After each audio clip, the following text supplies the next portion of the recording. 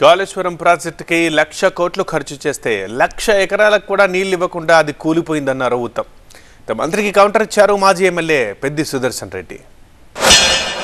అద్భుత ప్రగతి సాధించాలి, ప్రత్యేకంగా గ్రామీణ తెలంగాణ ముఖ చిత్రం మార్చేయాలి, ప్రతి ఎకరాకి నీళ్ళు అందియాలి అనే దృఢ సంకల్పంతో ముందుకు పోతున్న విషయం కూడా మీకు నేను మనవి చేస్తున్నాను.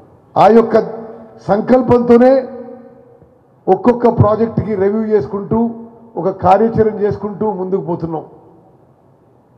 కాళేశ్వరం ప్రాజెక్టు నాశనం చేసి పెట్టిండ్రు.